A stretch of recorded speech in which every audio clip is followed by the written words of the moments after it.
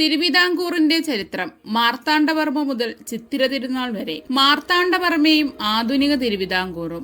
1729 അധികാരത്തിലേറിയ മാർത്താണ്ഡവർമ്മയാണ് ആധുനിക തിരുവിതാംകൂറിന്റെ ശില്പി എന്നറിയപ്പെടുന്നത്. ശത്രുക്കളെ നേരിടാൻ ബ്ലഡ് ആൻഡ് അയൺ എന്ന കർശന നയമാണ് അദ്ദേഹം സ്വീകരിച്ചത്.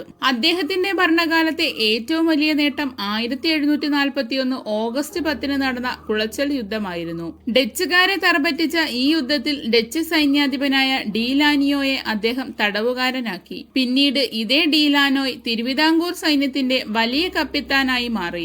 1750 ജനുവരി 3 അദ്ദേഹം തന്റെ രാജ്യം മുഴുവൻ ശ്രീ പത്മനാഭസ്വാമിക്ക് സമർപ്പിച്ചു. ഇതാണ് ചരിത്രപ്രസിദ്ധമായ തൃപ്പടിദാനം. ഇതിനുശേഷം തിരുവിതാംകൂർ രാജാക്കന്മാർ പത്മനാഭദാസന്മാർ എന്നറിയപ്പെട്ടു. ഭരണകാര്യങ്ങൾക്കായി പതിവ് കണക്ക് എന്ന പേരിൽ ആദ്യമായി ഒരു ബജറ്റ് അവതരിപ്പിച്ചതും അദ്ദേഹമാണ്. അന്ന് ദളവ അഥവാ മുഖ്യമന്ത്രിയായിരുന്നത് രാമയ്യൻ ദളവയായിരുന്നു.